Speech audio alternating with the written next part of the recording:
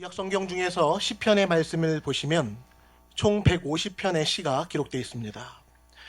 그런데 하나님을 찬미하는 아름다운 시들이 많이 기록되어 있는 이 시편을 시작하면서 시편 1편에서 제일 먼저 다루고 있는 내용이 무엇인지 여러분들은 알고 계십니까? 시편 1편 1절 말씀을 보십시오. 시편 1편 1절에 보시면 복 있는 사람은 이라는 구절과 함께 시작되고 있습니다. 복 있는 사람은, 하나님께서는 시편을 시작하면서 가장 우선적으로 복 있는 사람에 대해 선언하고 있으시며, 우리로 하여금 무엇보다도 하나님이 인정하시는 복 있는 사람, 하나님 나라에서 복 있는 사람이 누구인지에 대해 우리의 관심이 향할 수 있도록 주목시키고 있습니다. 따라서 지혜로운 믿음의 사람이라면 하나님께서 인간으로 하여금 이목을 집중시켜서 바라보도록 하신 복 있는 사람에 대해 큰 관심과 주의를 기울이는 것이 매우 현명한 것인 줄로 믿습니다. 오늘 말씀의 제목은 복 있는 사람입니다. 우리 잠시 좌우에 있는 분들과 함께 이렇게 인사하도록 하겠습니다. 복 있는 사람이 되세요. 인사하시겠습니다. 네.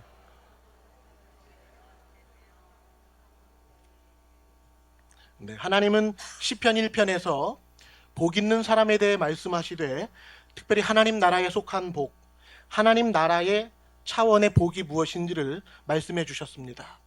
물론 이 세상에서도 세상이 말하는 여러 가지 복이 존재하고 있습니다. 전통적으로 우리나라에서는 옛부터 우리의 조상들이, 우리의 선조들이 가장 행복한 삶을 일컬어 오복을 말하였다고 합니다. 오복을 갖춘 사람이야말로 제일 운수가 좋은 사람이라는 것입니다. 오복이 무엇입니까? 수, 부, 강령, 유호덕, 고종명으로 된 5가지 복입니다. 오랫동안 장수하는 것, 부유하고 풍족한 삶을 사는 것, 일생 동안 건강하게 사는 것, 덕을 좋아하며 이웃들을 위해 선을 행하며 사는 것, 자기의 집에서 편안하게 생을 마치는 것, 이것이 바로 전통적으로 우리 조상들이 추구해왔던 5가지 복이었습니다. 이러한 오복은 인간이라면 누구나 다 이 땅을 살아가는 동안 누리고 싶어 할 만큼 가치가 있는 복들입니다. 그러나 하나님께서는 특별히 시편의 말씀을 시작하시면서 우리를 복 있는 사람의 자리로 초대하시되, 세상적인 개념의 복이 아닌 하나님께서 기뻐하시고 하나님이 친히 인정하시는 복 있는 사람이 어떤 사람인지를 우리에게 말씀해 주고 있다는 것입니다. 따라서 우리의 한 번뿐인 인생에서 우리가 특별히 하나님께서 말씀하셨던 바로 그 복이 있는 사람이 되기를 간절히 추구해야 할 줄로 믿습니다. 자, 그렇다면 좀 더 본격적으로 이제 시편 1편 1절 말씀을 우리 다 함께 읽어보시겠습니다. 1절 말씀입니다. 복 있는 사람은 악인들의 꾀를 따르지 아니하며 죄인들의 길에 서지 아니하며 오만한 자들의 자리에 앉지 아니하고. 시편 1편 1절에서는 복 있는 사람을 먼저 부정문의 형태로 묘사하여 우리에게 소개하고 있습니다. 부정문의 형태라는 것이 무슨 말입니까? 쉽게 말해서 복 있는 사람은 뭐뭐 하지 아니하고, 뭐뭐 하지 아니하며 또 뭐를 하지 아니하고, 이런 식으로 부정문의 형태를 사용해서 복 있는 사람을 표현하고 있다는 것입니다. 복 있는 사람은 어떤 사람입니까? 첫 번째로 악인의 꾀를 따르지 아니하며, 악인들의 꾀를 따르지 않는 사람이 복 있는 사람입니다. 둘째로 죄인들의 길에 서지 아니하며, 죄인들의 길에 서지 않는 사람이 복 있는 사람입니다. 셋째로 오만한 자들의 자리에 앉지 않냐고, 오만한 자들의 자리에 앉지 않는 사람으로 묘사하고 있습니다. 복 있는 사람은 3가지를 하지 않는 사람인데, 악인의 꾀를 따르지 않는 사람, 죄인의 길에 들어서지 않는 사람, 오만한 자의 자리에 앉지 않는 사람이라는 것입니다. 이러한 내용을 종합적으로 볼 때 하나님은 확실히 죄와 악을 미워하시며 특별히 교만한 자를 물리치시는 분이라는 사실을 분명히 알 수가 있습니다. 사랑하는 성도님 여러분, 하나님께서 너는 참 복 있는 사람이야 라고 말씀하시는 사람들 중에서는 결코 죄와 악을 가까이 하는 사람이 복 있는 사람으로 인정될 수가 없습니다. 이 세상의 세상적인 관점으로 볼 때에는 출세하고 성공하여 남부러울 것이 전혀 없이 살아가는 사람들이 종종 있습니다. 그런 사람들은 소위 세상에 복이 넘치는 사람들입니다. 그러나 하나님 나라 차원에서 복 있는 사람의 관점으로 바라본다면, 아무리 어떤 사람의 능력과 배경과 외모와 품위가 화려하다고 할지라도 그 사람의 속에 은밀하게 죄와 악이 들어와 그의 영혼을 갉아먹고 그를 삼켜버렸다면 그는 결코 하나님이 인정하시는 복 있는 사람이 될 수 없다고 주님께서 말씀하시는 것입니다. 그렇다면 과연 어떤 사람이 하나님이 기뻐하시는 복 있는 사람일까요? 이어서 2절 말씀을 보시겠습니다. 오직 여호와의 율법을 즐거워하여 그의 율법을 주야로 묵상하는도다. 2절에 이어서 보시면 이번에는 복 있는 사람을 긍정문의 형태로 진술하여 우리에게 알려주고 있습니다. 하나님이 원하시는 복 있는 사람은 한마디로 아주 짧고 강력하게 분명한 어조로 선언되고 있는데요. 오직 여호와의 율법을 즐거워하여 그의 율법을 주야로 묵상하는 사람, 이 사람이 바로 하나님이 인정하시는 복 있는 사람이라는 것입니다. 사랑하는 성도님 여러분, 하나님께서 인정하시는 복 있는 사람은 한마디로 말씀의 사람, 성경의 사람을 가장 복된 사람으로 여기고 계십니다. 따라서 시편 1편 1절과 2절은 하나님의 말씀을 가까이 하는 사람이 얼마나 복된 사람인지를 우리에게 알려주면서 동시에 하나님의 말씀을 떠나서 자기의 마음대로 죄악 가운데 살아가는 사람이 얼마나 하나님이 보시기에 복이 없는 사람인지를 깨닫게 하는 말씀으로 시작되고 있다는 것입니다. 우리는 지금 하나님께 속한 복 있는 사람에 대해 살펴보고 있습니다. 하나님이 인정하시는 복이 있는 사람은 여호와의 율법을 즐거워하여 그 율법을 주야로 묵상하는 사람이라고 말씀드렸습니다. 그런데요, 구약 성경에 보시면 오늘 시편 1편 2절에서 언급하고 있는 이 복 있는 사람, 즉 여호와의 율법을 즐거워해서 그 율법을 주야로 묵상하는 사람이 실제로 소개되고 있습니다. 그 주인공이 누구일까요? 여러분 누구라고 생각하십니까? 누가 여호와의 율법을 즐거워하여 그 율법대로 온전히 순종하는 삶을 살았습니까? 바로 여호수아입니다. 우리가 알다시피 여호수아는 이스라엘 민족을 40년 동안이나 이끌었던 모세의 뒤를 이어서 모세의 후계자로 이스라엘을 다스렸던 인물입니다. 여호수아는 광야 생활을 모두 마치고 가나안 땅을 정복하고 입성하는 과정에서 가장 뛰어난 지도력을 발휘했던 승리의 사람이었습니다. 여호수아가 얼마나 많은 승리를 거두었는지는 여호수아서를 보면 익히 알 수 있습니다. 하나님께서 얼마나 여호수아의 편에서 그를 위하여 친히 싸우셨는지, 심지어 여호수아가 하나님 앞에 태양이 멈추기를 구하였을 때에도 하나님은 초자연적인 방법으로 그의 간구에 응답해 주실 정도였습니다. 태양이 멈춘 이 사건에 대해 하나님은 이렇게 말씀하셨습니다. 여호수아 10장 14절에 보시면 여호와께서 사람의 목소리를 들으신 이 같은 날은 전에도 없었고 후에도 없었나니 이는 여호와께서 이스라엘을 위하여 싸우셨음이니라. 이런 일은 전에도 없었고 후에도 없었다고 말합니다. 여호와 하나님께서 여호수아의 목소리를 들으시고 아주 특별하게 응답하셔서 그가 전쟁에서 큰 승리를 거둘 수 있도록 기적적인 방법으로 역사해 주셨는데, 이런 일은 전에도 없었고 후에도 없었다고 말씀하고 있습니다. 여호수아가 누구이건데 하나님께서 이렇게까지 여호수아와 함께 하셨던 것일까요? 여호수아는 실로 엄청난 전쟁의 연속 가운데서도 승리를 거듭거듭 맛보며 살았던 사람이었습니다. 그래서 우리가 여호수아의 인생을 생각하면 되게 탄탄한 대로를 늘 편하게 걸었을 것이라 생각하지만, 사실 우리가 한 가지 또 주목해 보아야 할 사실이 있습니다. 여호수아가 모세의 후계자로 등극하기 전까지 본래 여호수아의 직업이 무엇이었는지 여러분들은 알고 계십니까? 여호수아는 모세의 곁에서 항상 모세의 수종을 들었던 모세의 수종자였습니다. 좀 더 쉽게 와닿게 표현한다면 여호수아는 항상 모세의 곁을 종종 따라다니면서 일하는 모세의 젊은 비서실장이었습니다. 그랬던 그가 갑자기 모세의 뒤를 이어 이스라엘 전체의 지도자가 되어야 했던 것입니다. 그러므로 이제까지 모세의 수종자로만 살았던 여호수아의 입장에서는 갑자기 모세의 뒤를 이어 이스라엘 백성들 모두를 이끌고 가는 지도자가 되어야 된다는 사실이 너무나도 부담스럽고 버겁고 또 심히 두려웠을 것입니다. 내가 과연 잘할 수 있을까?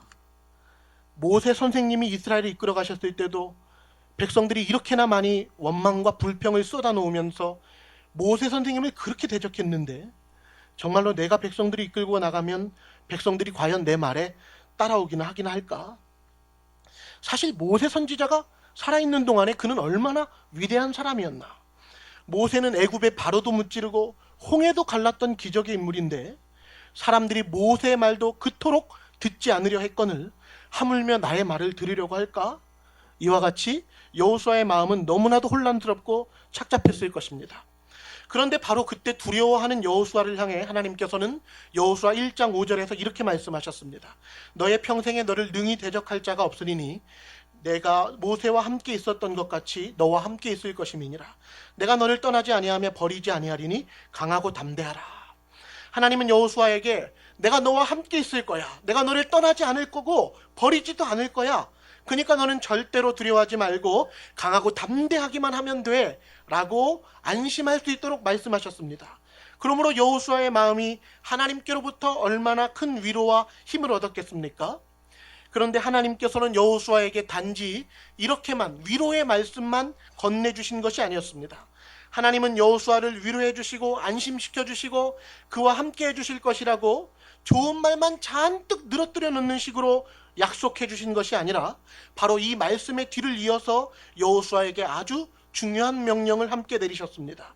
그 말씀이 여호수아 1장 7절과 8절 말씀입니다. 우리 다 함께 7절과 8절 한번 읽어보겠습니다. 오직 강하고 극히 담대하여 나의 종 모세가 내게 명령한 그 율법을 다 지켜 행하고 우로나 좌로나 치우치지 말라. 그리하면 어디로 가든지 형통하리니 이 율법책을 내 입에서 떠나지 말게 하며 주야로 그것을 묵상하여 그 안에 기록된 대로 다 지켜 행하라. 그리하면 네 길이 평탄하게 될 것이며 내가 형통하리라. 7절과 8절의 내용을 자세히 보시면 각 절에서 반복적으로 하나님께서 명령하신 말씀이 있었습니다. 그것이 무엇입니까?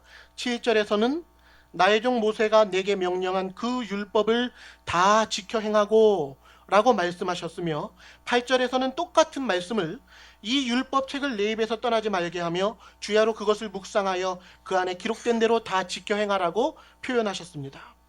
하나님께서는 지도자 모세에게 함께 해주셨던 것처럼 후계자 여호수아에게도 동일하게 함께 해주실 것인데 이때 하나님께서 여호수아의 삶에 평생토록 함께 해주시기 위해 여호수아가 순종해야 할 유일한 전제 조건을 한 가지 말씀하셨습니다. 그것이 무엇입니까? 그것은 모세가 여호수아에게 명령한 그 율법을 다 지켜 행하는 것이었습니다. 그렇게만 하면 하나님께서는 여호수아가 어디를 가든지 여호수아를 지키시고 이스라엘 온 나라를 형통하게 하시겠다고 말씀하셨습니다.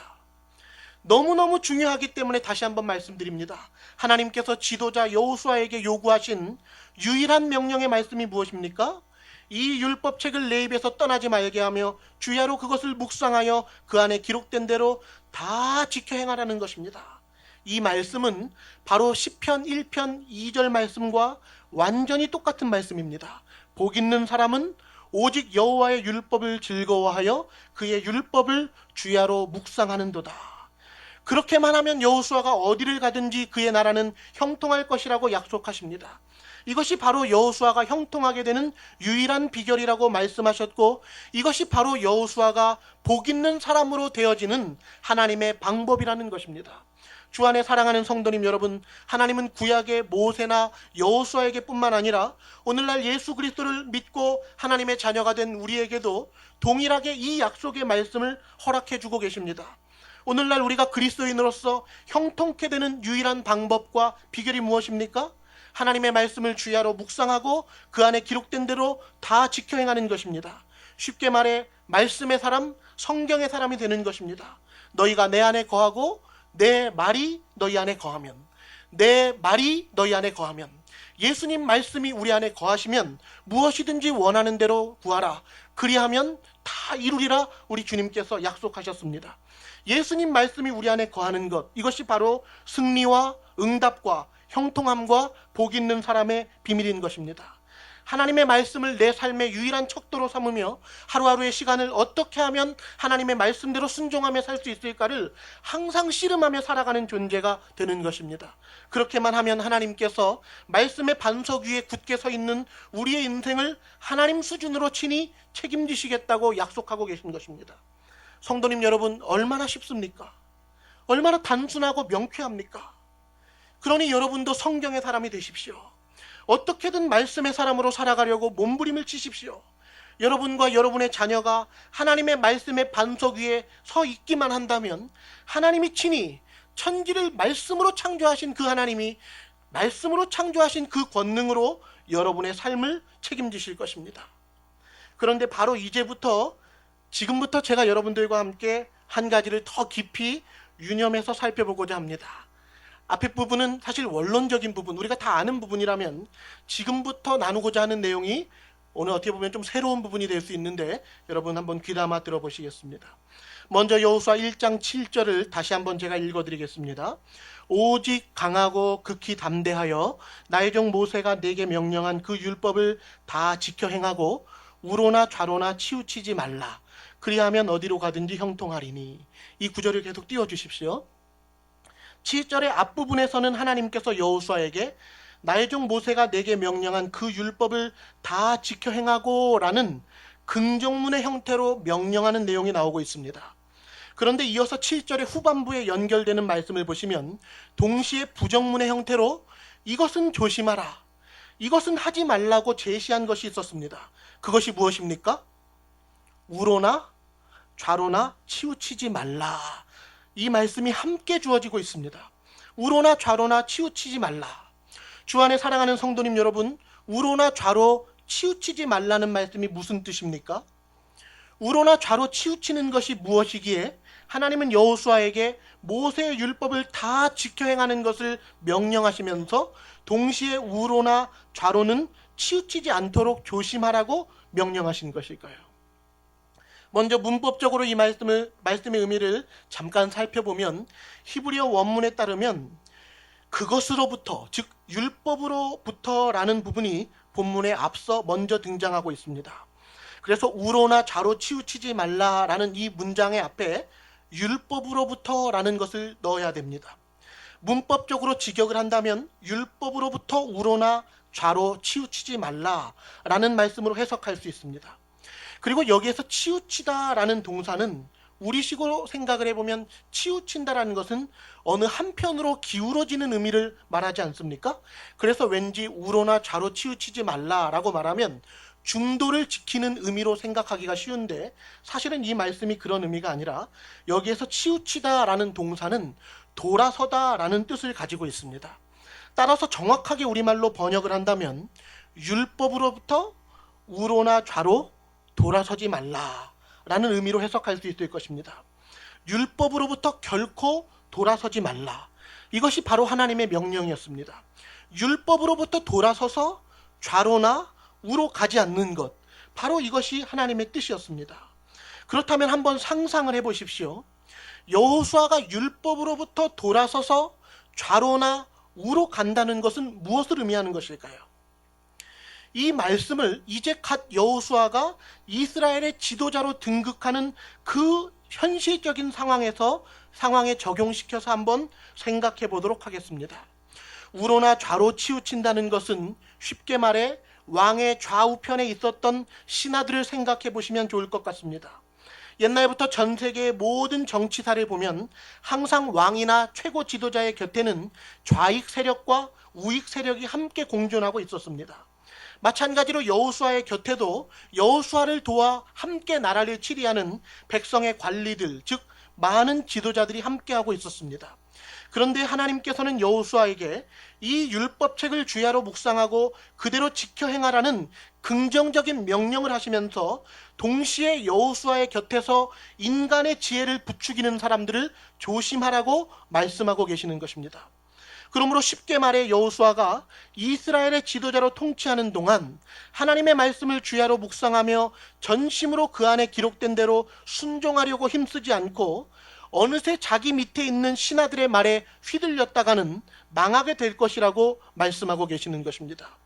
그러므로 율법을 묵상하고 그대로 다 지켜 행하라는 명령의 말씀과 좌로나 우로나 치우치지 말라는 이 말씀은 동시적으로 함께 유의해야만 하는 것입니다. 하나님의 말씀을 온전히 다 지켜 행하고자 하는 사람이 되려면 반드시 주변 사람들의 말에 의해 좌로나 우로 돌아서지 않도록 해야만 하고 귀가 얇아 좌편과 우편에 있는 사람들의 말을 다 잘 들어주면서 동시에 하나님의 말씀을 온전히 잘 지켜 행하는 것은 결코 가능할 수가 없다는 것입니다. 이 둘 중에 한 가지만을 선택해야 한다는 것입니다. 순전한 어린 양처럼 하나님의 말씀만을 절대적으로 의지하든지 아니면 여호수아의 주변에 있는 인간의 지혜로 호소하는 신하들의 말에 의존하든지 둘 중에 한 가지 길밖에는 없다는 것입니다. 그런데 여러분 한번 잘 생각해 보십시오. 과연 여호수아의 곁에 있는 이 신하들과 지도자들이 하나같이 나쁜 사람들이고 모두 다 믿을 수 없을 정도로 부패한 간신배들이었겠습니까? 아닙니다. 적어도 여호수아의 곁에서 이스라엘을 함께 다스릴 각 지파의 대표자들이라면 그들은 이스라엘 백성들 중에서도 아주 우수하고 뛰어난 인재들이고 제법 좋은 사람들이 여호수아의 곁에 포진하여 있었을 것이라는 것입니다. 그들은 결코 나쁜 사람들이 아닙니다. 그런데 왜 하나님께서는 좌로나 우로 치우치지 말라고 하시는 것입니까? 사람의 말을 듣고 사람의 말을 신뢰하여 따라갈 것이 아니라 무엇보다도 하나님의 말씀을 따라 걸어가는 지도자가 되라는 의미였던 것입니다. 사람보다 더 선하신 이가 하나님이시고 사람보다 더 지혜로우신 이가 하나님이신데 하나님만 의존하라는 것입니다. 여호수아가 신하들의 말 듣기를 하나님의 말씀 듣는 것보다 즐겨하게 된다면 결국 여호수아는 이스라엘 나라를 자기 스스로의 욕심을 따라 혹은 신하들의 욕심을 따라 다스릴 수밖에 없게 된다는 것입니다. 그러므로 아무리 지혜로운 사람이 곁에 있다 할지라도 아무리 도움이 될 것 같고 또 우수한 인재가 나를 도와주기 위해 무슨 말을 한다 할지라도 사실 가장 근본적으로 중요한 것은 하나님의 말씀을 따르는 것이 되어야 한다는 것입니다. 바로 이 맥락에서 오늘 본문의 말씀인 시편 1편 1절과 2절의 말씀을 이제 최종적으로 정리해 보도록 하겠습니다. 사랑하는 성도님 여러분, 하나님이 친히 인정하시는 복 있는 사람은 어떤 사람입니까? 긍정적으로 표현하면 여호와의 율법을 즐거워하여 주야로 그 율법을 묵상하는 사람입니다. 그런데 동시에 복 있는 사람은 어떤 사람입니까? 부정문의 형태로 접근해 본다면 악인들의 꾀를 따르지 아니하며 죄인들의 길에 서지 아니하며 오만한 자들의 자리에 앉지 않는 사람입니다. 이 세 가지 내용을 한번 잘 생각해 보십시오. 첫 번째가 뭐였습니까? 악인들의 꾀를 따르지 아니하며. 여러분이 한번 상상해 보십시오. 먼저 첫 번째로 만일 누군가가 악인의 꾀를 듣게 되었다고 상상해 봅시다. 악인은 온갖 그럴싸한 말로 이 사람을 꿰어내기 위해 달콤한 말을 건넬 것입니다. 그런데 문제는 이 말을 듣는 이가 그 꾀를 좋게 여겨서 악인이 하는 말대로 행동하게 되었다고 생각해 보십시오. 그가 악인의 요구대로 행동하게 되었다면 결과적으로 그는 반드시 두 번째 단계에 해당하는 죄인들의 길에 서게 되고 말 것입니다. 왜냐하면 그 꾀는 악인의 꾀, 하나님이 보시기에 거룩하지 못한, 하나님이 보시기에 악한 의도로 만들어진 꾀이기 때문입니다.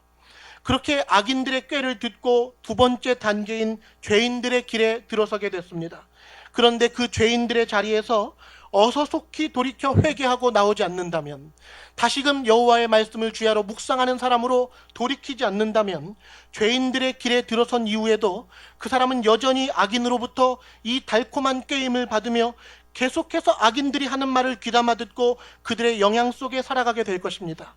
그렇게 계속해서 악인의 꾀를 사랑하여 그 꾀의 영향을 받으며 살아가다 보면 어떤 일이 찾아올까요? 언젠가부터는 죄인들의 길을 걷는 것을 넘어서 심지어 세 번째 단계인 오만한 자들의 자리에 앉는 일까지 일어나고 말 것입니다.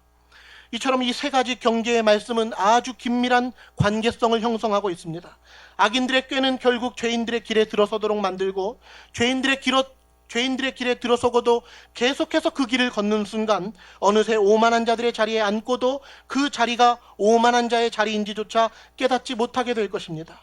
따라서 복 있는 사람은 악인들의 꾀도 따르지 않고 죄인들의 길에 서지도 않고 오만한 자들의 자리에도 앉지 않는 사람이어야 합니다. 이 세 가지를 모두 주의하여 피하는 사람이 바로 복 있는 사람입니다. 그렇다면 이 세 가지 중에서도 우리가 가장 유의해야 할 중요한 부분이 무엇이겠습니까? 그것은 바로 첫 번째 단추에 해당하는 악인들의 꾀를 따르지 않는 것, 이것을 특별히 경계하여 조심해야 한다는 것입니다. 왜냐하면 악인들의 꾀를 따랐다가는 죄인의 길에 들어서고 급기야 사리 판단력, 분별력을 잃어버려서 오만한 자들의 자리에 앉고도 자신이 그런 존재가 됐다는 것마저 깨닫지 못하는 사람이 될 것이기 때문입니다. 그렇다면 악인들의 꾀에 넘어가지 않고 무슨 수로 분별하여 걸러내겠습니까? 하나님의 말씀으로 걸러내는 것입니다. 마귀에게 세 차례나 시험을 당하신 예수님이 하나님의 말씀으로 단번에 물리치신 것처럼 하나님의 말씀에 항상 바로 서 있어야만 악인들의 꾀를 멀리하게 될 수 있는 것입니다. 그러므로 결국 시편 1편 1절과 2절을 잘 종합해보면 어떤 결론이 나옵니까? 복 있는 사람이 되기 위해서는 여호와의 율법을 즐거워하면서 동시에 악인들의 꾀를 조심해야 한다는 것입니다. 여호와의 율법도 사모하고 악인들의 꾀도 즐겨할 수는 없습니다. 둘 중에 한 가지만 해야 하는 것입니다. 마지막으로 한 가지 더 생각해 보십시오. 복 있는 사람은 악인들의 꾀를 따르지 않는다고 했는데 과연 여기에서의 악인은 얼굴이 조폭처럼 험상궂고 누가 봐도 한눈에 악인으로 딱 알아볼 정도로 눈도 여우처럼 찢어지고 왠지 비겁한 티가 철철 흐르는 그런 사람이겠습니까? 그렇지 않습니다. 악인은 분명히 꽤 신뢰할 만한 모습으로 그의 곁에 있을 것입니다. 그리고 여기에서의 악인은 갑자기 만난 사기꾼이 아닙니다. 아마도 어떤 사람이 악인의 꾀를 듣고 그 마음과 행동과 삶까지 움직여질 정도라면 이 악인은 그 사람과 이미 아주 가까운 관계를 맺고 있는 최측근의 인물일 확률이 매우 높습니다. 여호수아의 곁에 있는 신하들이 그로 하여금 좌로나 우로 치우치게 만들 수 있듯이 우리도 우리의 곁에 있는 사람들의 말에 크게 영향을 받으며 하나님의 말씀이 아닌 우리 주변 사람들의 말대로 따라가기 급급한 삶을 산다면 그것이 바로 악인의 꾀요, 나는 악인의 꾀대로 걸어가서 죄인의 길에 들어서고 하나님이 보시기에 오만한 자의 자리에까지 앉는 사람으로 넘어져 버릴 수 있다는 것입니다. 그러므로 사랑하는 성도님 여러분, 여러분이 아끼고 사랑하는 사람의 말이라고 해서 무작정 듣지 마십시오. 그 말이 과연 하나님의 말씀에 합당한지를 꼭 살펴보십시오. 무엇보다도 사람의 말을 듣기 이전에 하나님이 여러분에게 무엇을 말씀하고 계신지를 항상 깨어서 분별하십시오. 그렇게 되지 않으면 여러분이 아무리 하나님의 말씀대로 순종하고 싶어도 결국에는 이 세상과 세상의 사람들이 하는 말, 그리고 나와 가까운 관계를 맺고 있는 사람들의 말에 휘둘려 하나님의 말씀대로 절대적으로 순종하며 살아가는 삶을 살 수 없게 될 것이라는 것입니다. 오늘날 우리는 왜 하나님의 말씀대로 전적으로 순종하지 못하는 것입니까? 우리의 마음속에는 하나님의 말씀도 있지만 하나님의 뜻을 거역하는 많은 말과 이론과 논리들이 함께 존재하고 있기 때문입니다.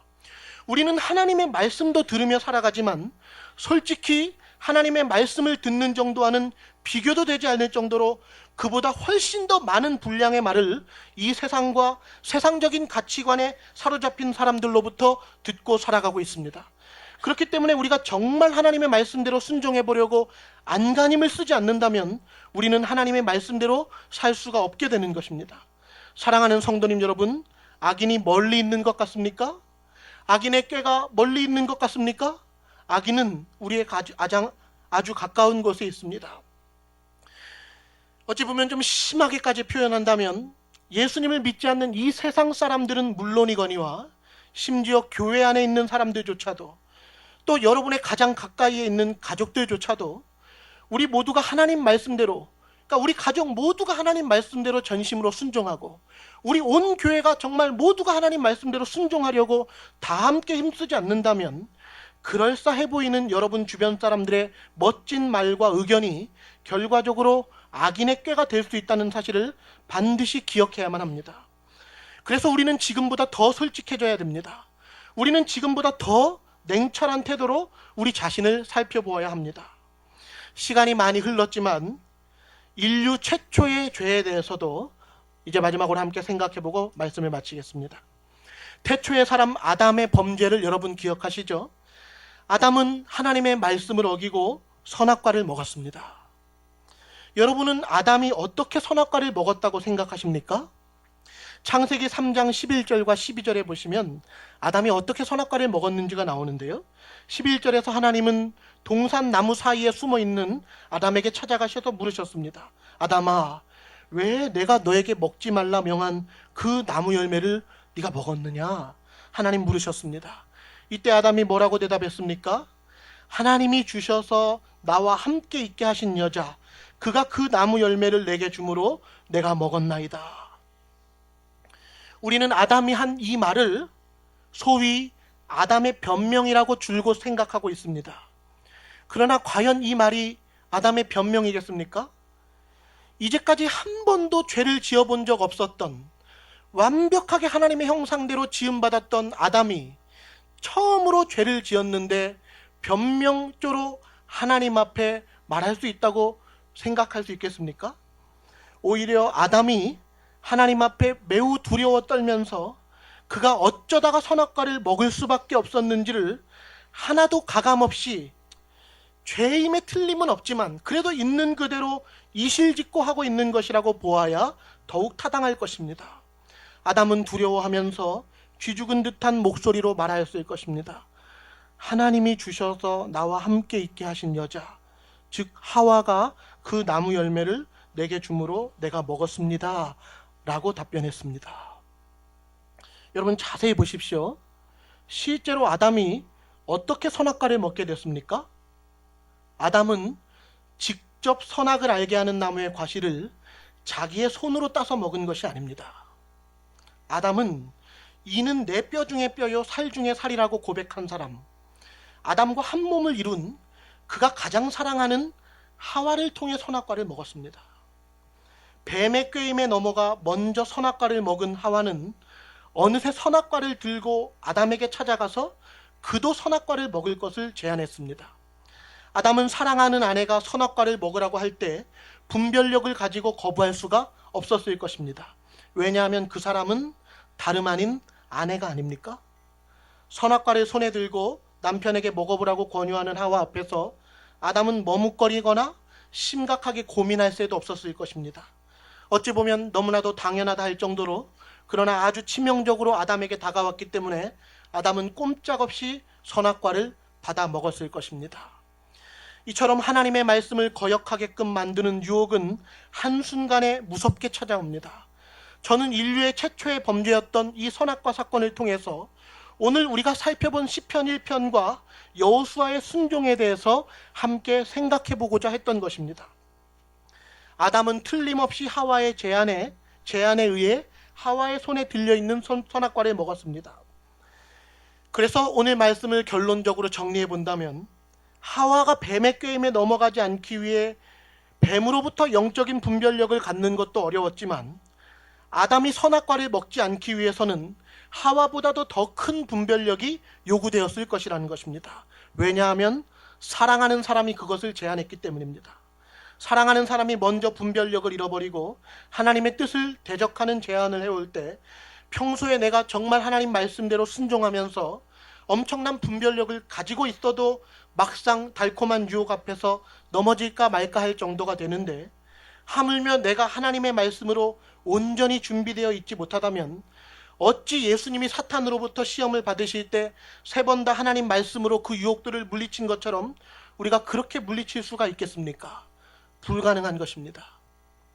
하나님의 말씀에 충분히 담금질된 채로 살아가지 않고서는 하루하루의 실제 삶이 하나님의 말씀이 자꾸자꾸 묵상이 되고 그 말씀이 자꾸자꾸 내 심령을 주장하는 그런 삶이 되지 않고서는 갑작스럽게 예고도 없이 찾아오는 이 달콤하고 은밀한 악인의 꾀에 우리가 넘어가지 않을 수가 없다는 것입니다.